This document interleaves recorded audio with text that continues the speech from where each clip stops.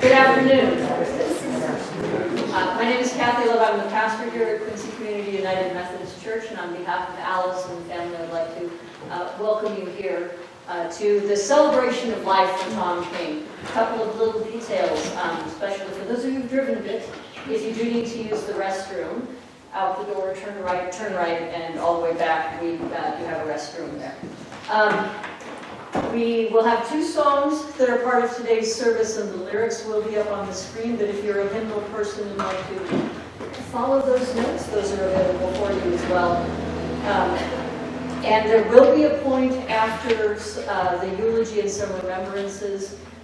If there is an interest in coming up and offering a remembrance, we'll have some time for that. So with that, I will invite you to rise as you're able in body or spirit and join us in our opening hymn, Hymn of Promise. It's number 707. We'll be singing all three verses.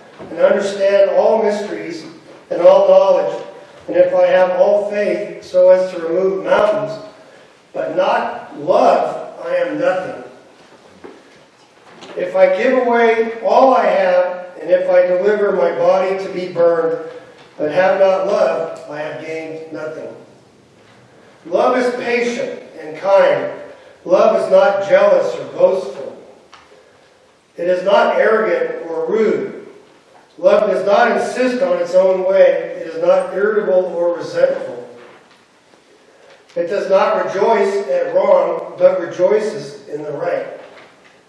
Love bears all things, believes all things, hopes all things, endures all things. Love never ends. As for prophecies, they will pass away. As for tongues, they will cease. As for knowledge, it will pass. For our knowledge is imperfect, and our prophecy is imperfect. But when the perfect comes, the imperfect will pass away. When I was a child, I spoke like a child. I thought like a child. I reasoned like a child. When I became a man, I gave up childish ways. For now we see in a mirror dimly, but then face to face. Now I know in part, then I shall understand fully, even as I have been fully understood. So faith, hope, love, abide. These three, but the greatest of these is love.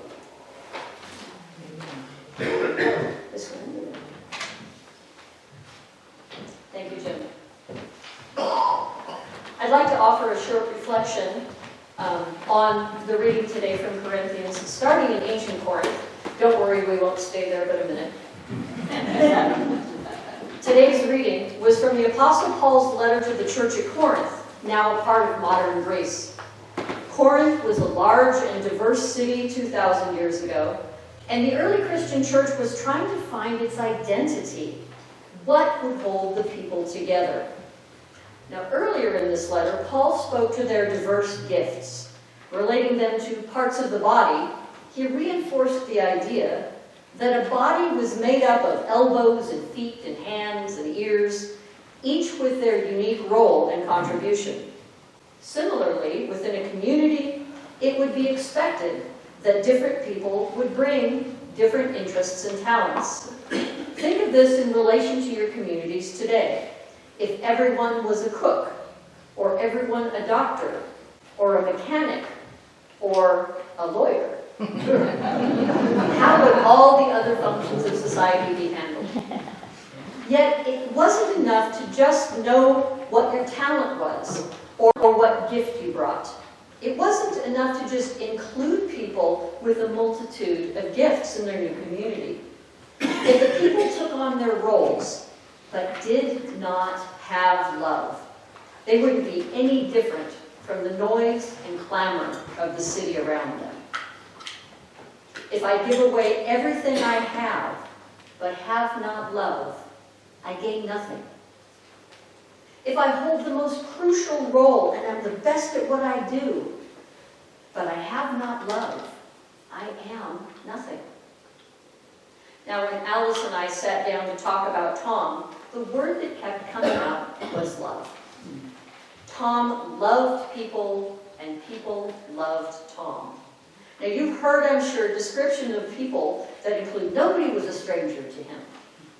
Now, that can be a great quality, that kind of curiosity that makes even strangers feel seen. But Tom took this further. Tom put that love into action. Now, Tom would help anyone who needed help, whether he knew them or not. And if he couldn't help, he'd find someone who would. Alice shared a story of a time they saw someone stranded on the side of the road. Now, this is in the pre-cell phone days. Tom wasn't able to help with the problem at hand, so he drove into town, found a tow truck, and sent it back to the stranded traveler.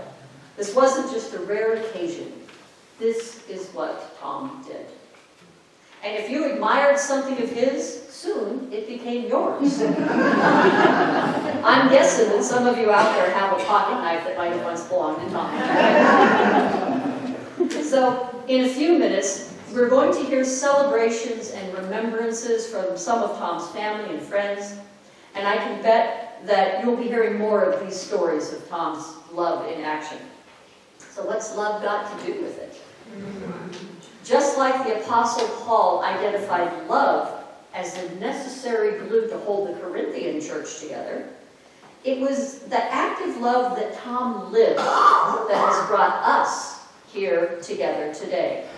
Today's reading wasn't about romantic love. It wasn't the fleeting hearts and flowers kind, but love in action. And love in action is the glue of any community. So if Tom's love was just about Tom, self-serving and singular, none of us would be here today. It wasn't. Tom's love was love in action. Tom's love was the glue, is the glue that brings us here together today, friends and family. And here's the thing about a good glue. It sticks long beyond its application. Tom's developing dementia, deepening to the point that he wasn't able to communicate in words, did not lessen the love he showered on people. Alice speaks of Tom's disarming, genuine smile. Even in his final months in a care facility, the staff recognized his love and good nature through that smile. And as we take time today to celebrate his life, we can see in the people gathered here and in the stories that are to be shared that love lasts beyond immediate actions. Love lasts beyond a singular life. Love survives, even in the face of death. Tom King had a long life, a life well lived. Your presence here today continues on as testimony to Tom's life well loved. Amen. I'm going to invite the bell choir up.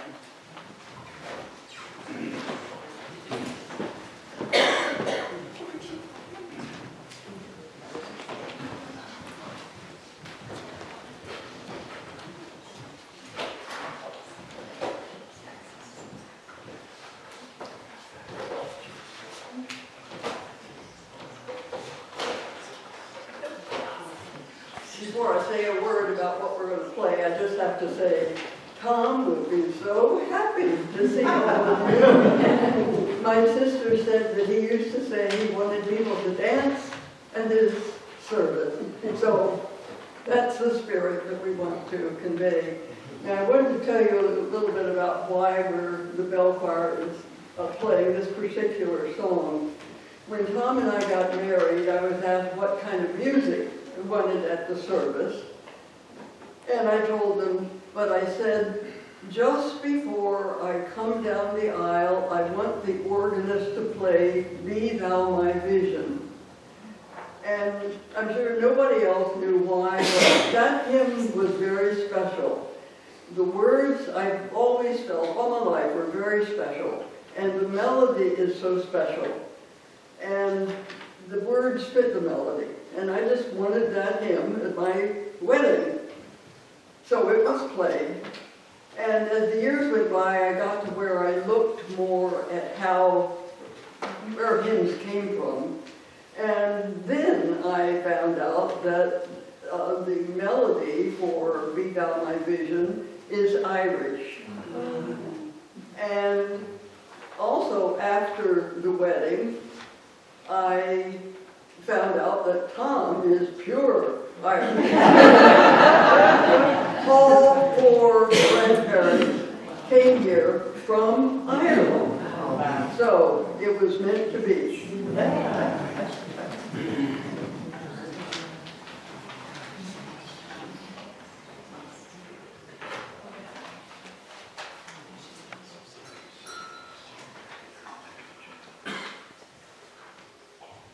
One, two, three.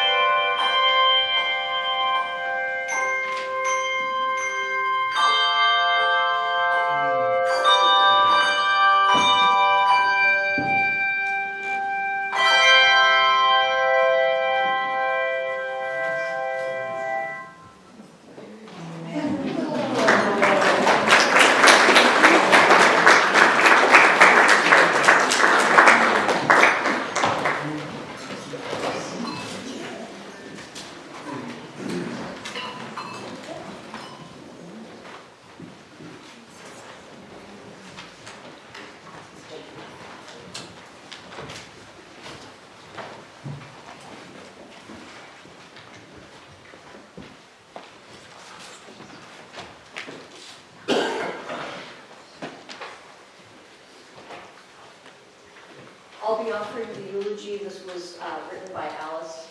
At the end of that, I will be inviting a number of folks to come up that we have prearranged and welcome.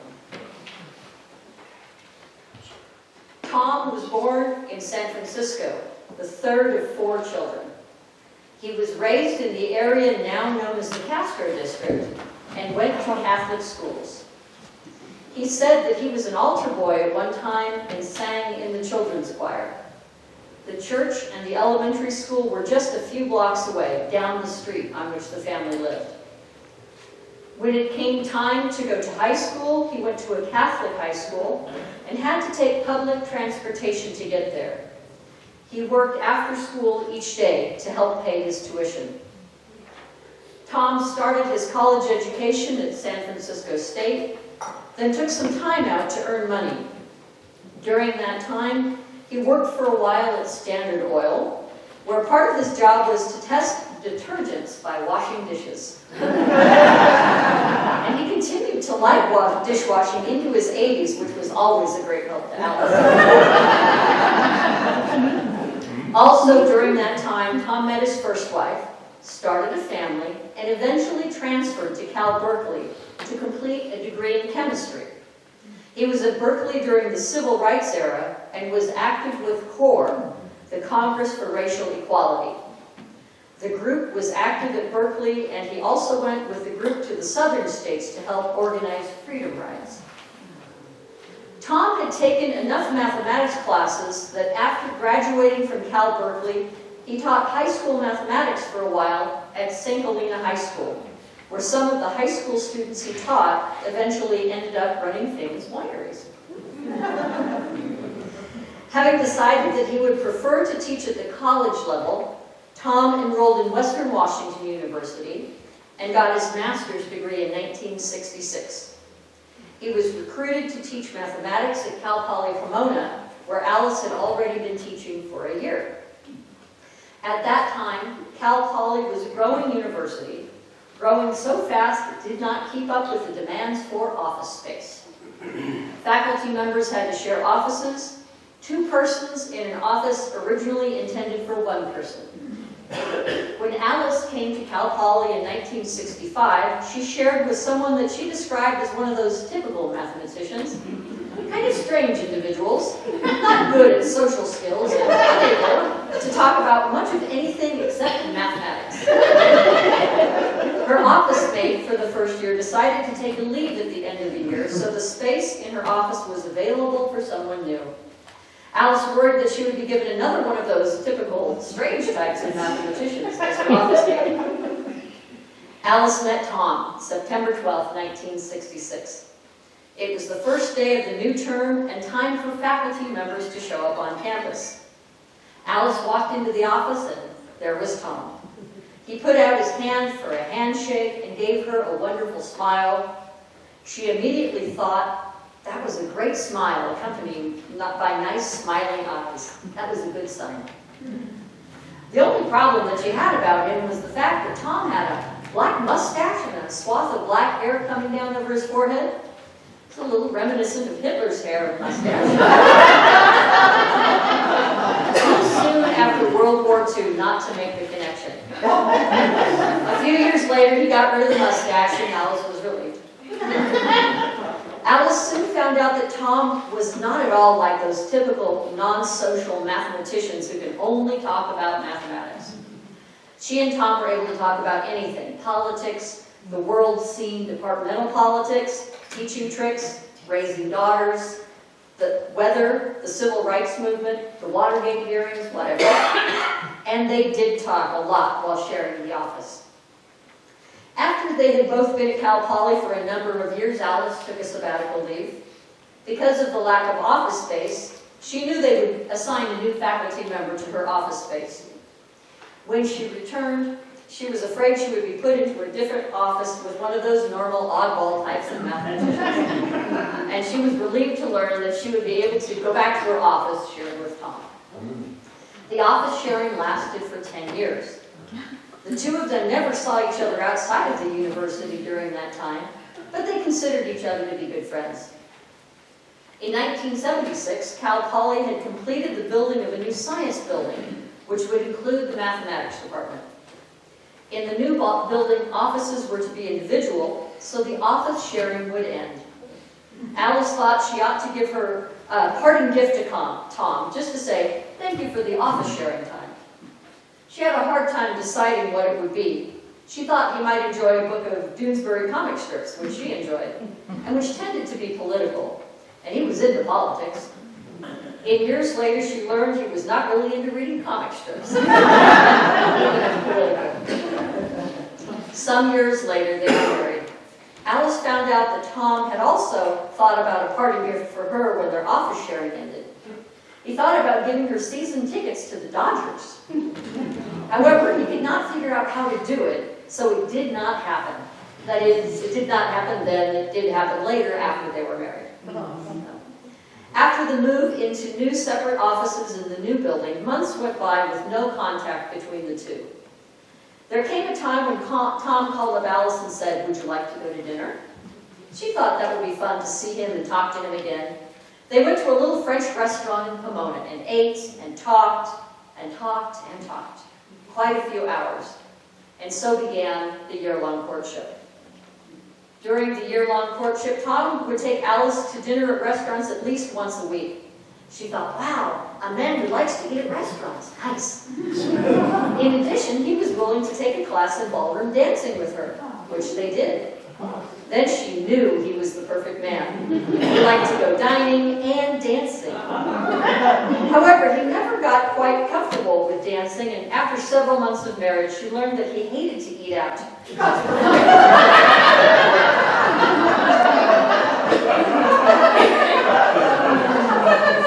Alice and Tom were married in September of 1977. Tom took her to Yosemite for their honeymoon.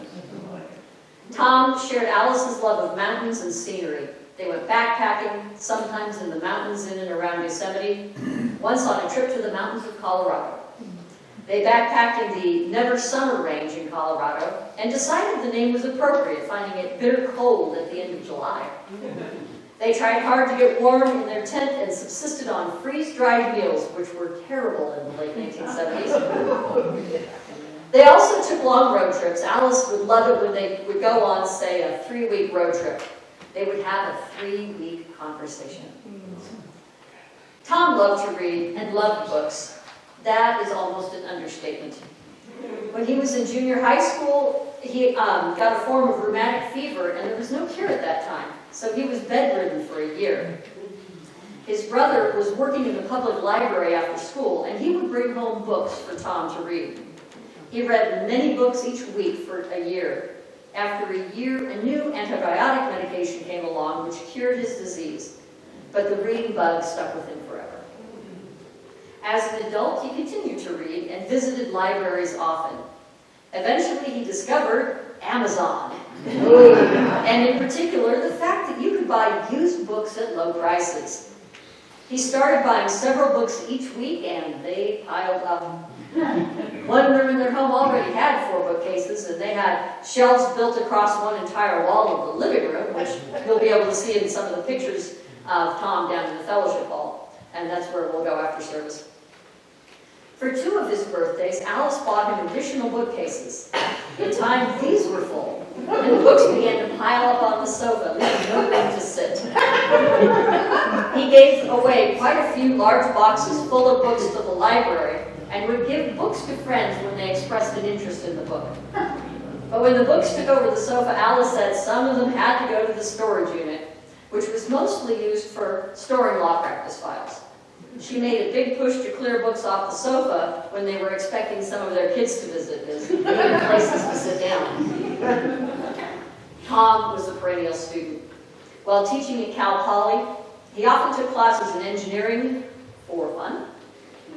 This is because he loved constructing things, big things.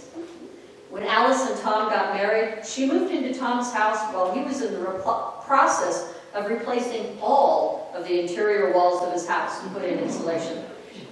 Later, he replaced all of the walls in the kitchen, inside and outside.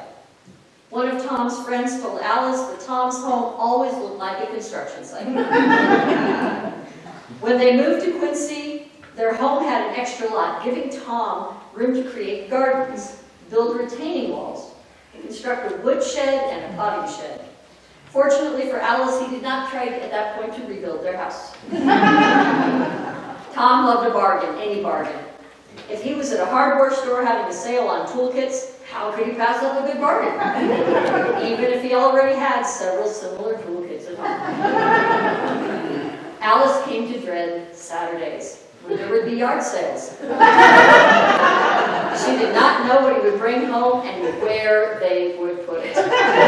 Needed or not, but it was a bargain. After moving to Quincy, Tom continued to teach at Cal Poly 1 quarter a year for several years. He would drive down to Pomona in March and return in June after finishing the quarter of teaching. One year, he drove home towing a sailboat, much to Alice's surprise. A fellow faculty member was getting rid of the boat and offered it at a low price. Tom passed up a bargain. Tom had no real experience sailing, but he loved being on the water and envisioned sailing it on a nearby lake. As was mentioned in his obituary, the boat never made it into the water while Tom had it. But it did give him an opportunity to build a structure to house the boat.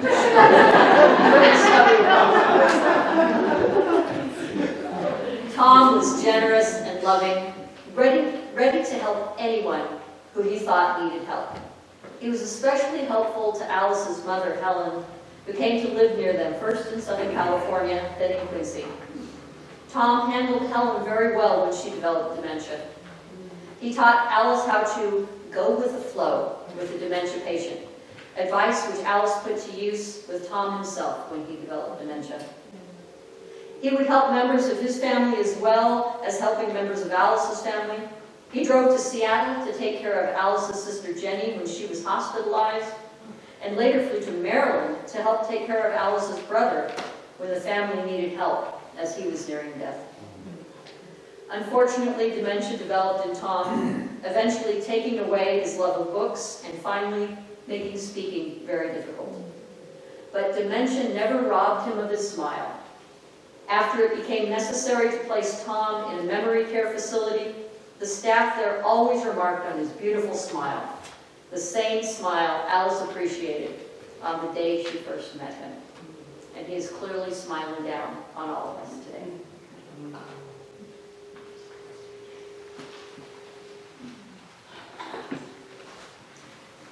And I would like to invite Carol up.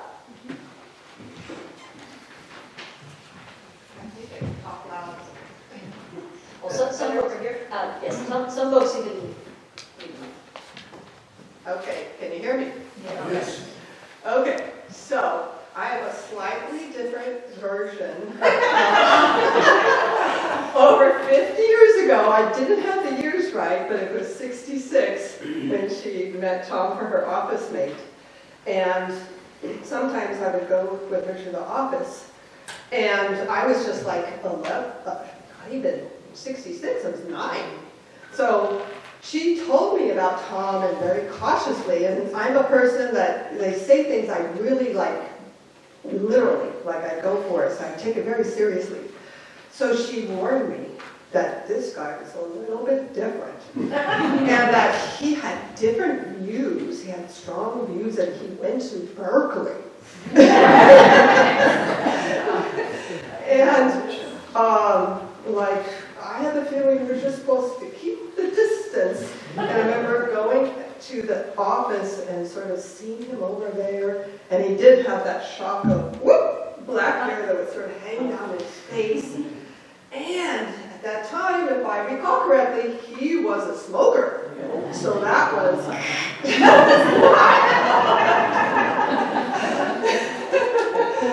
So I was like, okay, I hope this is how, wonders how that goes and all.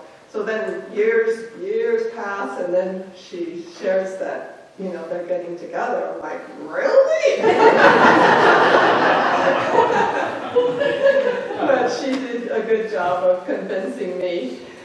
And I was out of the country some years, and So there was a discontinuity in watching the relationship mature. But I was there at the beginning, and there were some rough moments. And she told me that they actually fought.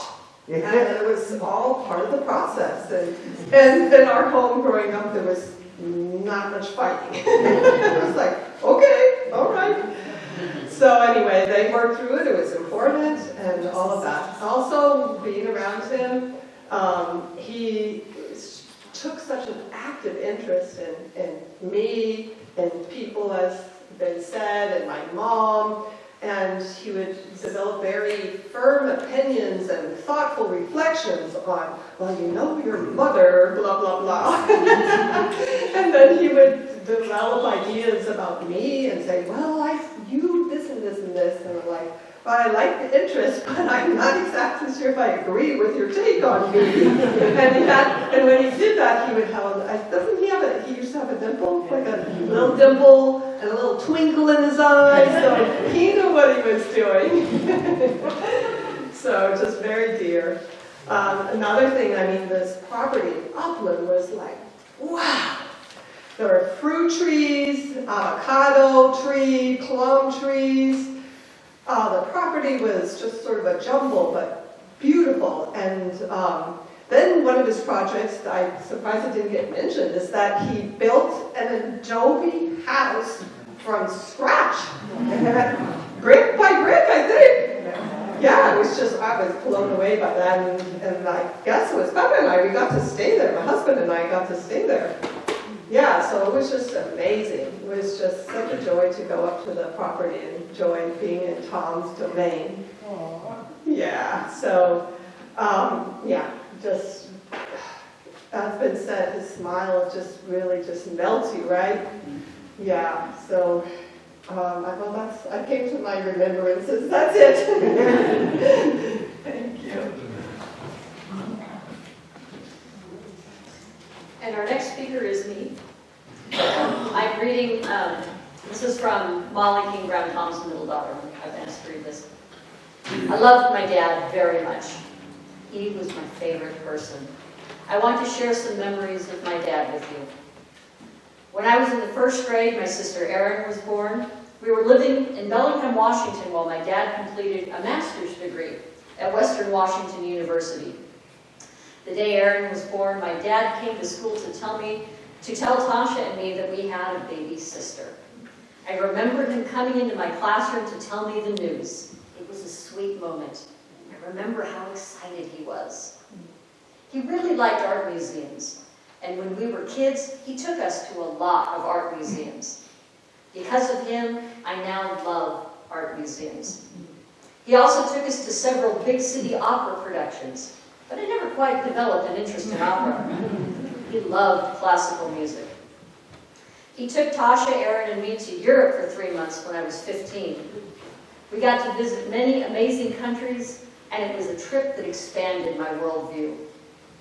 As a teen, I once went to work with him and sat in on some of the advanced math classes he was teaching at Cal Poly Pomona. He was very professional and caring towards the students. Before going to work every morning, he would dress up, put on a tie, and polish his black leather shoes. He became known to his students on the Cal Poly campus as a supporter of students from China after he dedicated a test he was giving to the students of the 1989 Tiananmen Square protests and deaths. He really liked the Asian students, and Cal Poly Pomona had many students from Vietnam and China. He found them to be interesting, smart, and very hardworking. When I decided to start college at age 21, I called him for advice. He was happy I was starting college. He said I should study math, physics, and chemistry to learn the basics of the natural world. I did take those classes, and that got me interested in soil science and geology. I occasionally called him for help with difficult math homework, and he would help me over the phone. This exposure to science started me on a great career trajectory. When I was 40, I really got to know my dad, adult to adult. When I would visit him in Quincy, we talked about politics and history for hours at a time.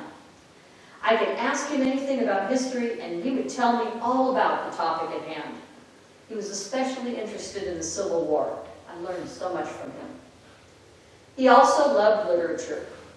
One time he mailed me a French novel to read. He included a several-page letter explaining all about the story. He said it was a great story, but very complicated to follow.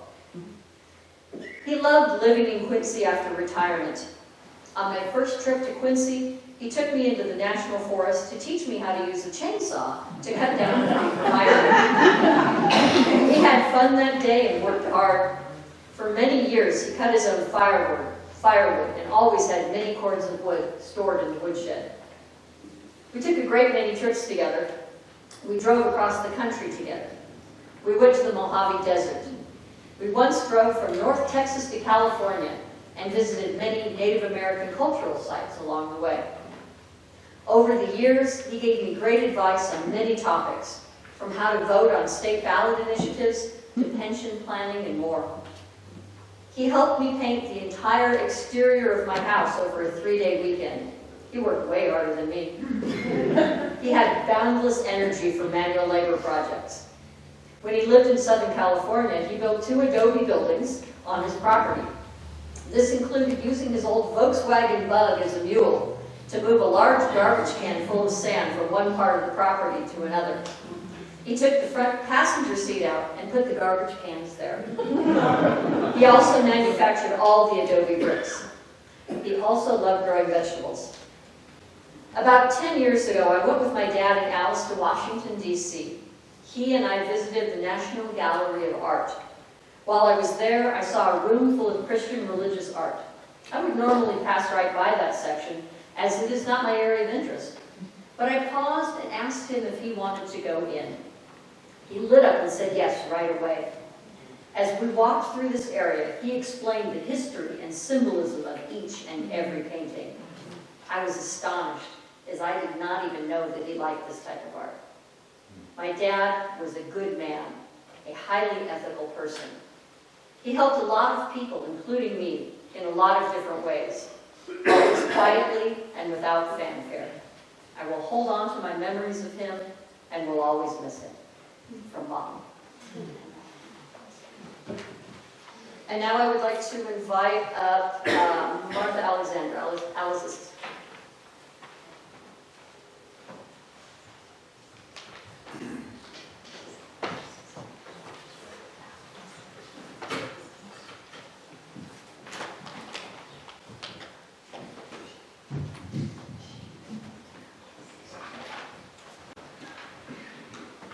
As she said, I'm Martha, Alice's sister. I just want to say a few words about what it was like to have Tom as a brother-in-law and what it meant to my mom to have him as a son-in-law. One of my earliest memories of Tom happened years ago. My daughter Elaine, who's here with me, and her then fiance Tad, who's now her husband. We came out from the East Coast so that Tad could meet his future grandmother-in-law and meet Tom and Alice. And Tom at that time was taking skiing lessons. He was totally into skiing. And when Tom got into something, he did it with every ounce of enthusiasm that he could. So he was very proud of how he had mastered downhill skiing. And he took us up to North Star Ski Resort. And it was a beautiful day. It was in March. The temperature was mild, the snow was nice. My daughter and her fiance had done some downhill skiing in the East Coast, but they hadn't experienced quite what it was like in the West, where the conditions were so lovely. And I had never been on skis, and so Tom, first of all, made sure that I went to the beginners section and was feeling okay about being on skis and interacting with the instructor who was there. And then he went off to join Elaine, Tad, and Tad's aunt had joined us from Sacramento. And I had a good time, just sort of messing around on the beginner slope. But after a while, I decided I had enough, and so I turned in my skis and I went to the large deck that the resort had overlooking the downhill slopes. And I got some hot cocoa, I'm not sure. And I was sitting out there enjoying the weather and watching people come down the hill. And I saw Elaine come down the hill and over. She saw me, came over to me, and she said, "Mom," she said, "Uncle Tom has gotten up above his level of ability. And they're going to send somebody up to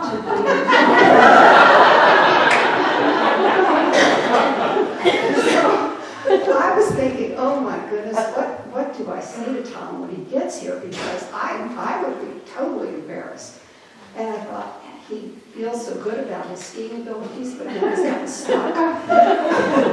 So I waited to see what happened, and after a little while, sure enough, here came the snowmobile down the slope with Tom sitting there in his skis, all right. And they brought him over to the deck, and he got out and waved to me, and he had this grin on his face, and he said, "That was great."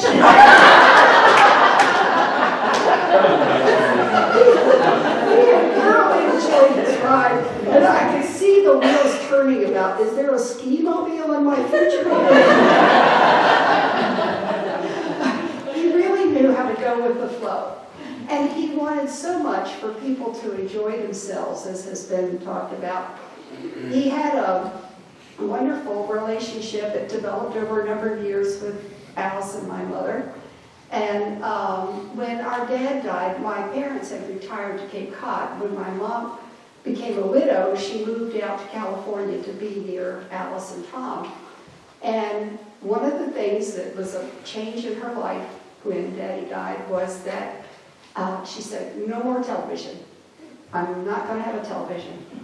Well, Tom always was interested in technology and new things, and a long time ago that was largely automobiles and audio equipment and television. And he kept up with what was new, and it wasn't that he necessarily wanted to be a first adopter, but he always wanted Alice to have the newest and best thing.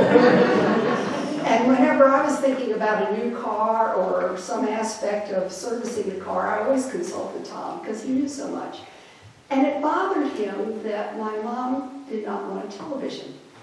And he would say to her, "Helen, how about we go get you a television?" She said, "Not in 1,000 years."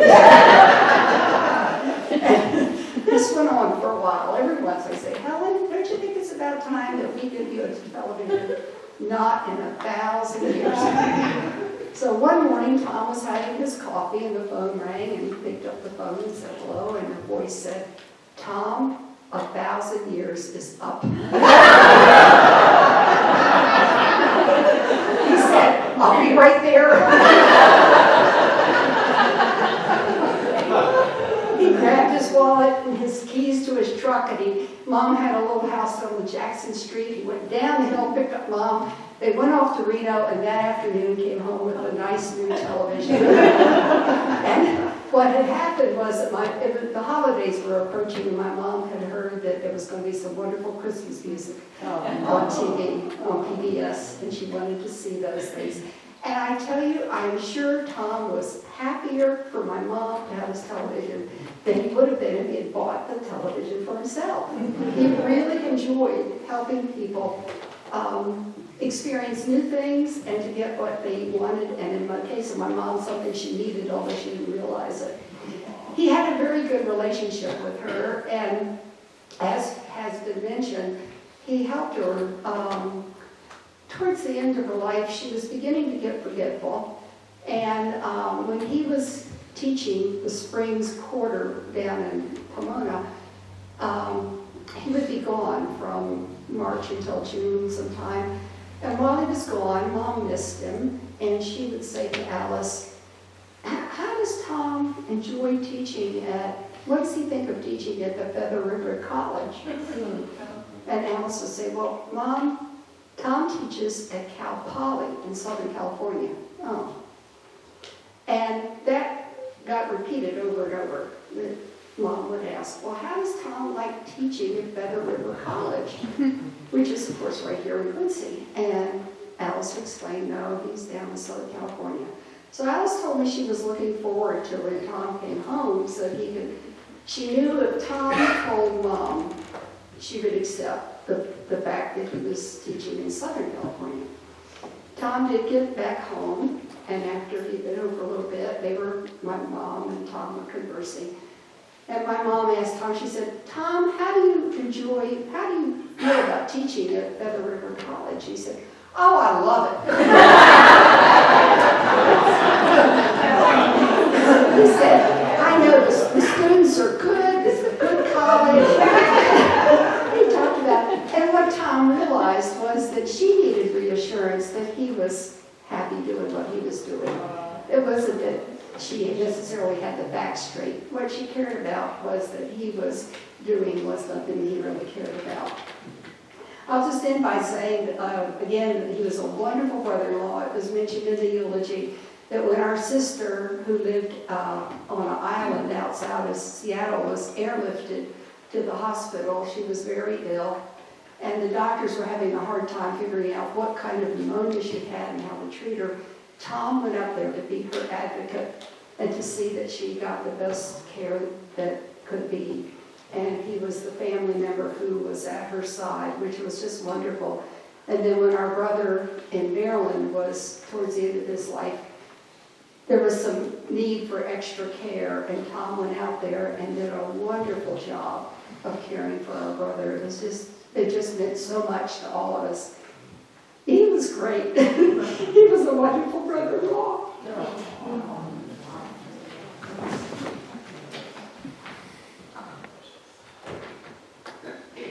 I'd like to invite up Robert Schumer.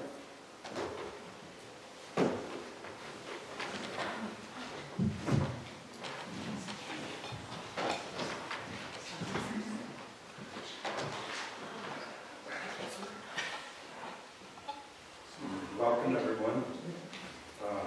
I'm Rob Schulman, and I was a friend and neighbor of Tom. We did a lot of things together, but he helped me so often, I can't even list all of the good deeds. His generosity with his pickup truck, the old pickup truck, took me up to Chester and down to Davis and over to Grass Valley and on and on. He did it willingly, and we had a good time doing those hauls. He also was a mechanic that's been brought out. So one time I was praising this car engine that I had in my car, a Datsun 280Z. And he said, oh, I have one of those. I go, what do you mean? He goes, it's in a box if you ever need it. I said, well, why do you have it? He says, oh, I'm designing an airplane. And I don't think he ever completed that. He was relentless in that. I was asked to talk particularly about books and reading, because Tom and I used to talk every Sunday by phone. And before that, because I was a neighbor, we would talk in person. And he was a wonderful person to talk to because he was so broadly educated. One of the reasons was he read publications like the New York Review of Books, very highbrow. Each article would probably take you an hour or 90 minutes, and they were like 10 or 12 per issue, and he got an issue every week. And you're thinking, well, that's impressive. But he also did the London Review of Books. I could never fathom how he read it all. Some of his interests were esoteric. He would read things like Gibbon's Rise and Fall of the Roman Empire, and he'd get this gaze in his eyes. And he was back there with Caesar and Antony and all of them. I would let him go on because he was never boring. He was always articulate, get to the point, and it let me talk, which was an important part of the conversation. So I'd say I want to reinforce that he was mainly interested in the Civil War, and maybe it's from those civil rights activism days that he had in Berkeley, because we talked about that. He was, I guess, naturally attracted to the case of the underdog. Anyway, when he did read about the Civil War and talk to me about it, it was always balanced Like he wanted to know what the Southerners were thinking and why they did what they did and why the North did what it did. And it was so refreshing to be with someone who could be kind of detached about it, but passionate about the subject. I went to great lengths to reread things that we had talked about so I could share them with you in the next 45 minutes.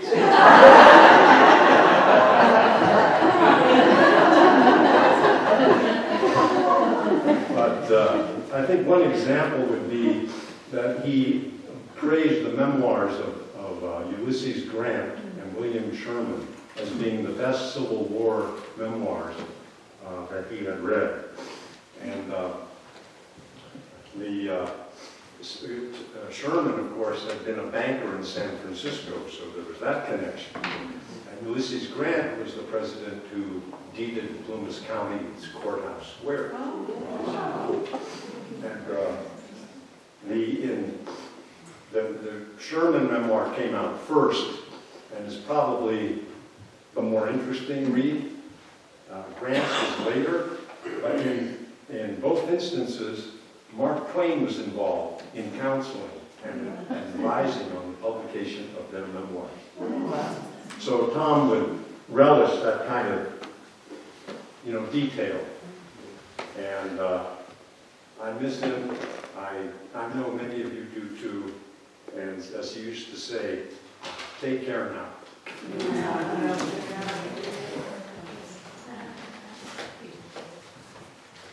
And I'd like to invite up Julia Jackson.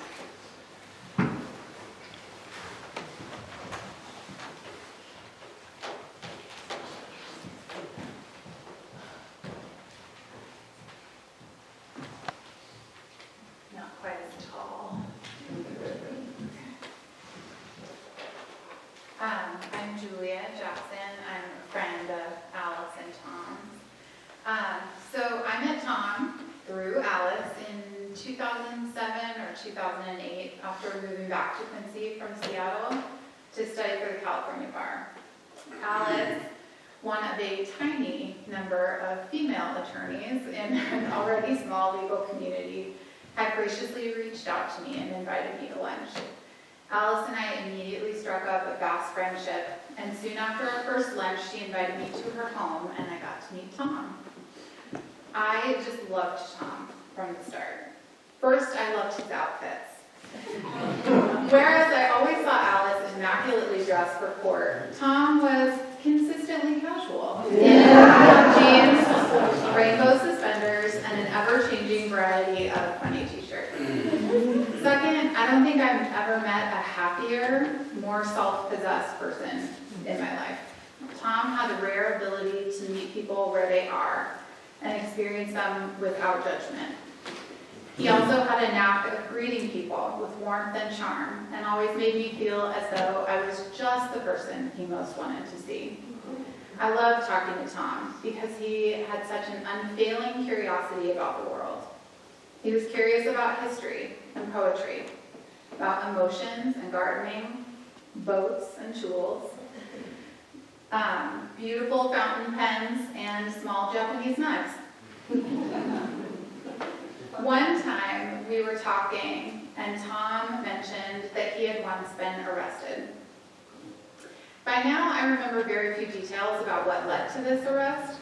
I believe Tom said he was attending a protest of some sort to impress a girl and was swept up with other protesters when the police arrived. The reason this story made such an impression on me was because while many people, myself included, would experience being arrested as objectively horrible, Tom saw the whole experience as utterly fascinating, albeit a little silly. Tom was enthralled by every part of the experience. The officers, the arrest, the cell, the other people. When I asked him how he felt being in jail, he smiled and said, "Oh, a little bored." So rather than just sit around, he decided to ask his arresting officers for a broom so he could tidy up. Not only would it help him pass the time, but it also allowed him to walk around and see what was going on. Unsurprisingly, Surprisingly, the officers let him, likely charmed by Tom and his unexpected response to his circumstances. In addition to admiring Tom as a friend, I admire him as a husband to my friend Alice. Many movies and books and songs hold up a romantic ideal of couples who do everything together, relying solely on one another for their entertainment and support and validation. Tom was different. As a husband, he was supportive of Alice in all of her pursuits, her education, her work, her commitments to her friends and her church choir, her cross-country trips to see her girls, first trips with her sisters for spring training, trips to LA to see the Dodgers. Tom was genuinely pleased that Alice had such a rich and fulfilling life, even when, for the most part, he just wanted to stay at home with a glass of wine and a stack of books. He never needed Alice to share all of his same hobbies or interests, and never expressed resentment or jealousy over the many vivid parts of her life that did not directly include him. Tom was not only a warm and loving friend to me and my husband Bob, but he also became a sweet and loving grandfather to our son Moses. When Moses was born,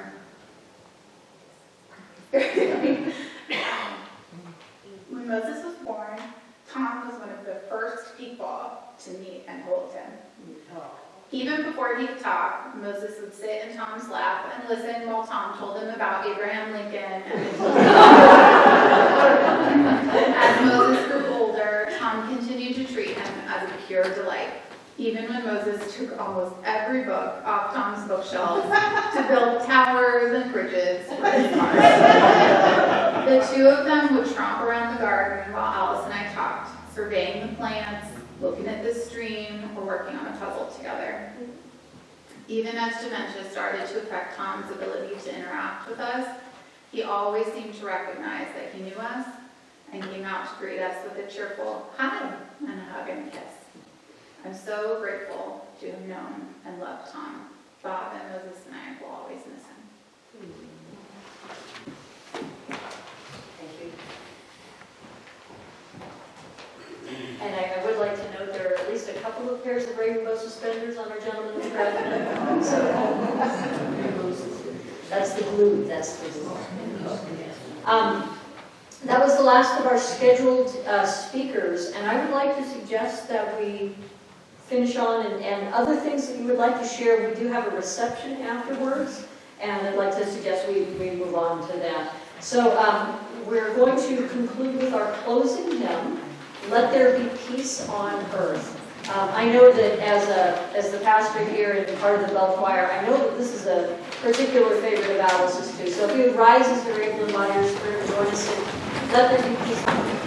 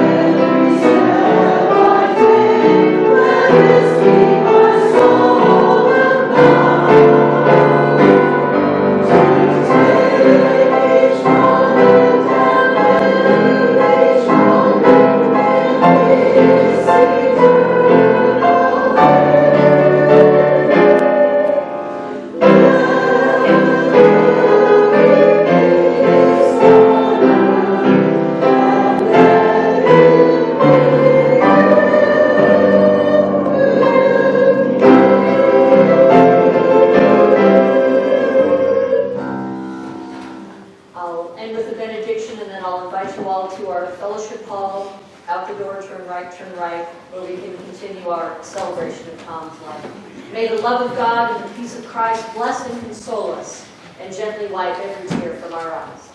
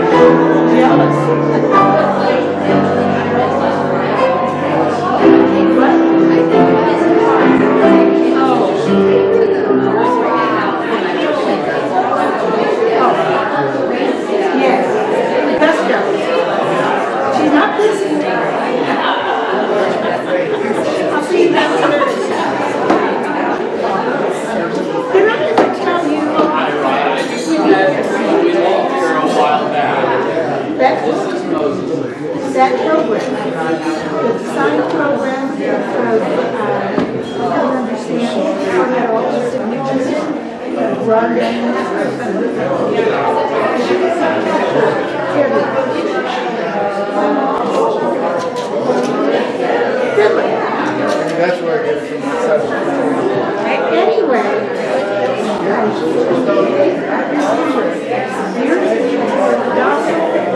Used to sponsor very fine music. And he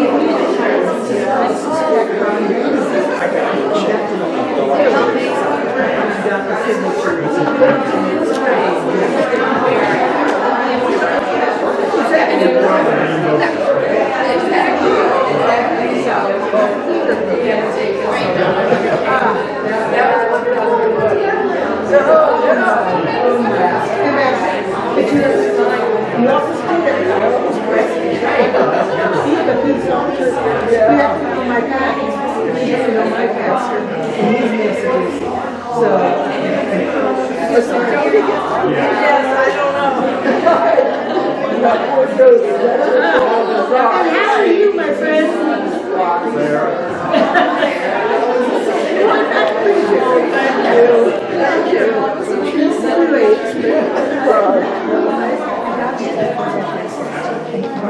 I could not remember where this church is back.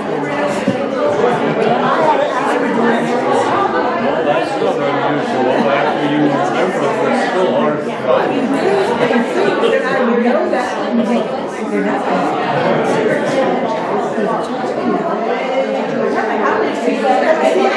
I forgot until I got here that we go to the social hall. Yeah, but then you still have the one upstairs.